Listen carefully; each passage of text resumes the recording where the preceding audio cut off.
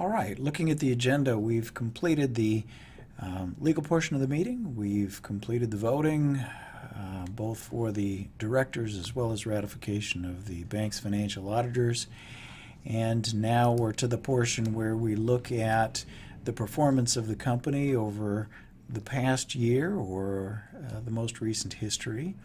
And we will touch on current conditions, first quarter, and then at the end we'll go into a question and answer session. Hopefully everyone has had an opportunity to get your annual report, and as it shows, this is the 20th anniversary of the bank. If you look at both covers together, we can see that these blue bars are actually the earnings of the bank over the past 20 years. We can see down here at the bottom the years that relate to the earnings. Looking on the back cover, we can see the ribbon cutting 20 years ago and the Chino branch, our initial staff. Moving along, then we get into online banking and some of the automated products we have now. The new Chino branch, of course, that started in 2011. This is meant to represent a new program we're putting together now in which we are going to be offering credit cards this year. This year also we installed solar panels in both the Chino and the Ontario branch. And late 2018, we opened the new Upland branch on Mountain Avenue. And then this last slide here represents mobile banking. And mobile banking, of course, is the ability to access your account, to make deposits, to do transfers using a mobile device such as a phone or a pad. So 20 years ago, a group of 11 people in the community got together and decided that it would be a good idea to start a new community bank. The value proposition for the new community bank was that we would focus our services on small business. That was different from what was happening at the time. There was a lot of consolidation going on then. The bigger banks were getting much bigger, and the focus was on consumers. They did a pretty good job on consumers, and they did a pretty good job on very large businesses, but it was the small business in between where we felt we could hopefully give a higher level of service and be able to contribute to the local community. Today, many of those same board members are still on the board, beginning with myself, Dan Bowman. Bernie Wolfswinkel, our chairman, has been the chairman of the board since the organizing of the bank. Richard Malooly is the vice chair of the board, and Richard is also a founding board member. Linda Cooper of Inland Empire Escrow. Linda is a founding board member going all the way back, as well as Jeanette Young. Jeanette is a realtor here in Chino with Windermere Real Estate. One of our newer members, Julio Cardenas, is the president of Century 21 King in Rancho Cucamonga. Julio serves as our chairman of the audit committee, and he's a great contributor. Dr. Tom Woodbury is a founding director of the bank. Tom is a physician here in Rancho Cucamonga, great contributor, great board member. And our newest member, Ken McElvaney. Ken is a retired insurance executive, and his contribution to the board has been tremendous, especially in the area of insurance and evaluation of insurance-related issues. I'd like to take the time to introduce every one of our staff members to you. However, with almost 50 employees, that would take most of our time together tonight. Suffice it to say, this is the finest group I've had the pleasure of working with in my career. Everyone is focused, talented, smart, hardworking, and especially during this time of the corona outbreak, they have really stepped up to the plate and done what needed to be done. Long hours, weekends, extra work. This is a tremendous crew, the best I've worked in my life. Okay, for anyone who may not be familiar with the bank, we have 4 branch locations. The first is in Chino, the Chino headquarters. We purchased this building in 2010. And it is our largest. In 2006, we built our Ontario branch on Grove Avenue. It's a great little branch. It's got a good team doing a great job there. In 2010, we purchased and built out the Rancho Cucamonga branch on Rochester Avenue across the street from Quake Stadium. It's a good location, it's well located, good exposure, and we've got a great team in there executing very well. And our most recent branch is on Mountain Avenue in Upland. We opened that in October of 2018, and terrific team in there doing good work. Becoming an important part of the community very quickly. All 4 branch locations are operating well, profitable, contributing to the overall franchise very well. Looking at the bank performance in 2019, I think we can see that 2019 was an excellent year for the bank. We had good growth in the fundamentals, we had good credit quality, the economy was very strong, things were progressing very nicely. Right now, with everything going on, it is sometimes difficult to remember what a good year it was. Looking first at the increase in total assets, the bank's assets rose to $229 million, or 14% for the year. Excellent rate of growth, and as we can see, it continues to move along in a steady pace. Similarly, deposits increased up to $182 million. That's a 6% increase. And equally importantly, over half of the deposit growth was in non-interest-bearing checking accounts. Total loans increased nicely in 2019, rising from $132 million to $144 million, or about $12 million, or a 9% increase. A 9% increase year over year in loans is a healthy rate of increase, and as we can see, it is moving along steadily over the past 6 years in a sustainable growth pattern. Equally importantly to the growth in total loans is the quality of the loans. During 2019, we had a minus $83,000 in credit losses. What that means is that it was a net recovery. Not only did we not charge off loans, but then we collected $83,000 in previously charged off balances. So minus credit losses in the year. We finished the year, fortunately, with 0 loan delinquency. That means there were no loans at the bank that were more than 30 days delinquent. We had one loan which was a non-accrual at year-end, one loan at $120,000. That is a commercial building in Los Angeles. We estimate the value on that building at around $300,000, so we don't believe there's any risk of principal loss, and this borrower continues to make payments as agreed. At year-end, the bank had no OREO, or other real estate owned, which is a reference to foreclosed properties. The bank had no foreclosed properties on its books and no loans in process of foreclosure. The ALLL stands for Allocation to Loan and Lease Loss Reserve, or Loan Loss Reserve, as we like to phrase it. $2.4 million, about a $100,000 increase since the previous year. And equally importantly, that equates to about 1.66% of total loans. The value of this number is to show that we have adequate reserves built up in relation to potential credit losses. If we look at 1.66%, the bank has not had a year where it experienced losses of 1.6% on its total loans. So we feel this is an adequate and an appropriate reserve, and more than enough to cover anything that we can anticipate. Total revenue during 2019 increased by $1.7 million, or 18%, to $11.4 million. This is an all-time record for the bank in terms of revenue, and it was driven largely by increases in total loans and the yield on those loans. Not only did we increase our earnings on loans, but then, as we pointed out earlier, credit quality still remains very strong. So we didn't have to sacrifice credit quality in order to achieve yield. So an excellent year for revenue, and we believe it is sustainable.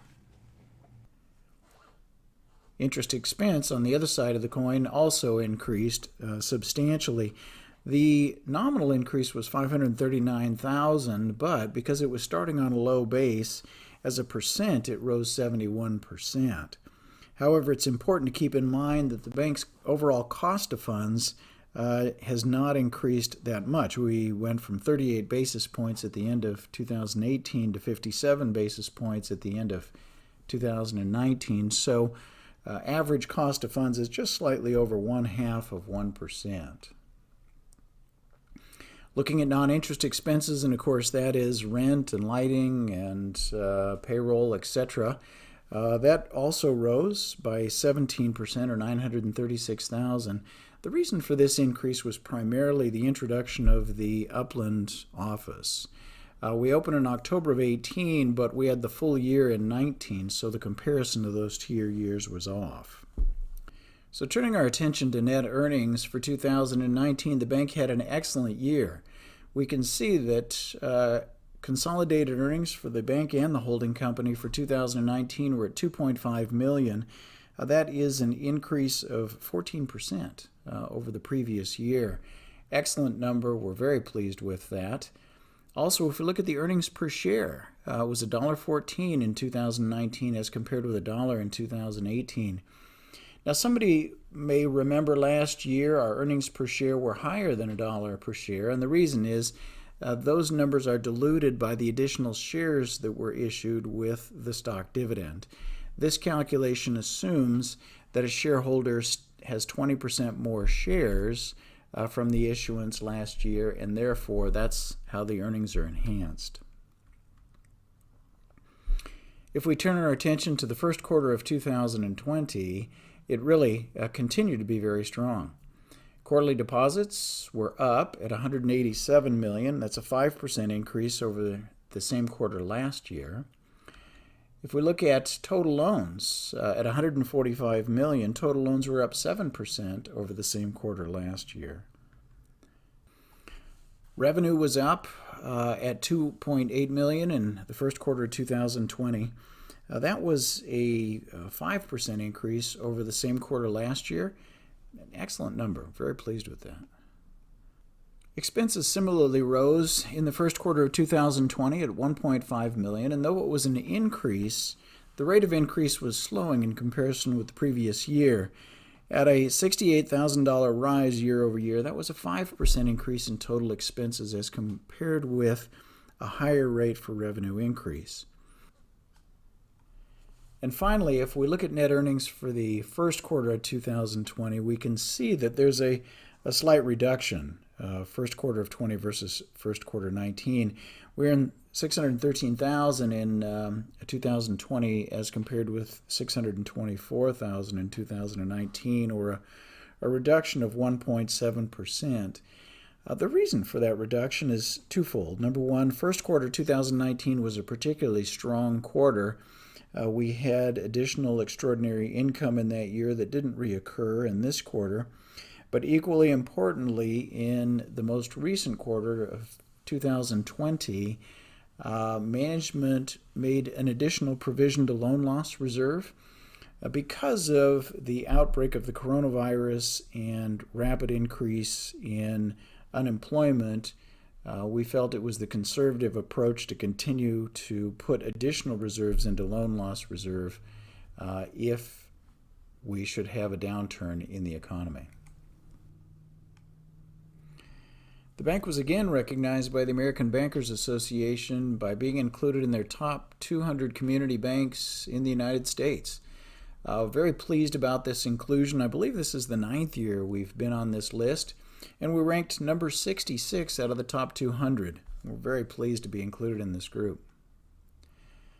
The bank also received the Chino Champions Reader's Choice Award in 2019, where readers vote for their favorite community organizations, and Chino Commercial Bank won under the heading of Community Bank.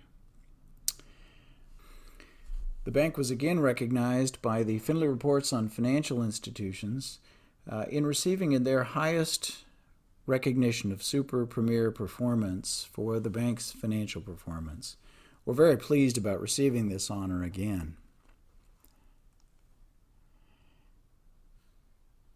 And finally, the bank received Bauer Financial's highest rating of 5-star again.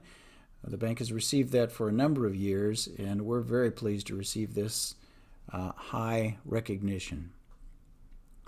So in conclusion, 2019 was really an excellent year for the bank.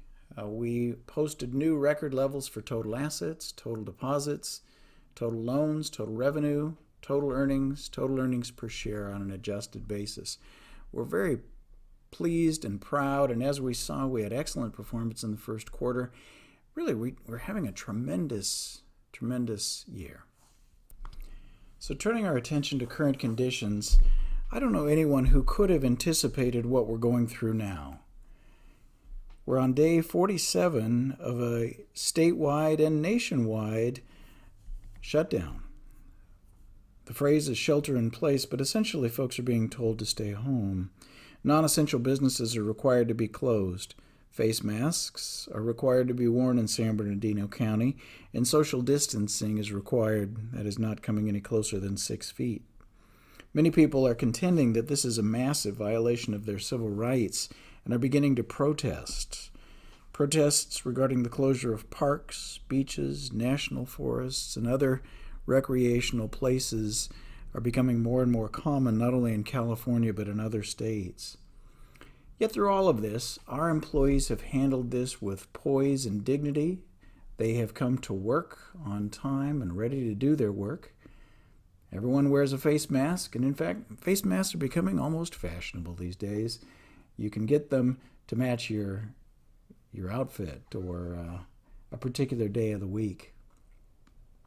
Customers have begun to be comfortable wearing them in the bank. For the past 40 years of my life, you would never allow a customer into the bank with a face mask, but today they're required. We've also installed plexiglass windows across the teller line in order to avoid the unintentional sneeze or cough from infecting anyone. So when the coronavirus hit and the state was faced with mandatory shelter in place, or some people call it lockdown, and non-essential businesses were required to close, it became very apparent that capital was going to be needed to small businesses, and it needed to be deployed very, very rapidly. So in quick response to that, the bank granted automatic loan deferments across the board to all of its loans in the portfolio. A borrower did not have to apply, didn't have to qualify. We gave it automatically for the months of April, May, and June. And when you think about it, many of these loans are very, very large loans. They're advanced against commercial real estate, and in many cases, the tenants in that commercial real estate were closed and not able to make their rent payments. So by granting these automatic deferments, it allowed our borrowers to have sufficient cash flow to continue to maintain their operations without running into a deficit. This has been a tremendously helpful and valuable step for us, and we are glad to be of a resource to our borrowers. In addition to that, as soon as it became available, the bank participated with the SBA in granting the payroll protection loans, or PPP loans. This initially was $360 billion, then there was another $306 billion added to that, and they're specifically designed for small businesses, and particularly attractive because they have the potential for debt forgiveness. So in very quick period of time, or just 3 weeks, we accepted over 300 applications for PPP loans totaling $48 million. And I'm happy to announce that we were successful in getting all 300 of those loans through the SBA system. In many cases, they were existing customers. In many cases, they were not.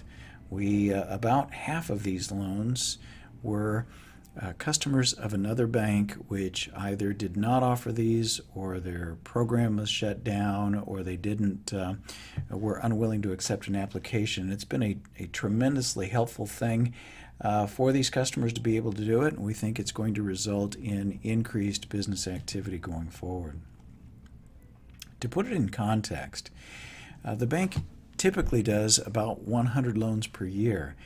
That's per year, 12 whole months. When we think about doing 300 loans in what will ultimately be about 6 weeks, that's about 3 years worth of activity in 6 weeks. It is a tremendous effort, extraordinarily difficult.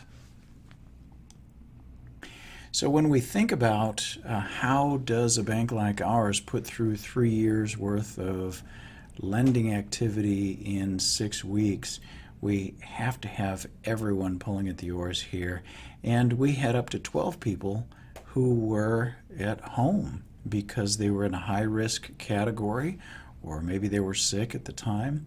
But not to be slowed down, everyone reacted and moved quickly, set up home offices. Here we see Alicia Breimer working out of an office that's been put together in her bedroom. Dave is working in a bedroom workspace there doing programming and helping the processing of the PPP loans. Melinda, the bank's chief financial officer, working at her home office, able to access the bank's network and to continue to be productive and work through this process. We see Julie Phillip here, who has been working tirelessly on these SBA PPP loans. She is focusing her efforts on coordinating with the SBA. Scott Austin over on the right-hand side. Scott has done a tremendous job for us. He is really working hard on this program. And John Shoemate down at the bottom. John lives in Crestline, and he has been working at home. I think he may have been working too hard at home. That would not be a good hat to wear during hunting season, but we have got a great staff. They are all working very, very hard, and we owe them a big round of applause and a big thank you. Now we'll move to the question and answer session of our meeting this evening.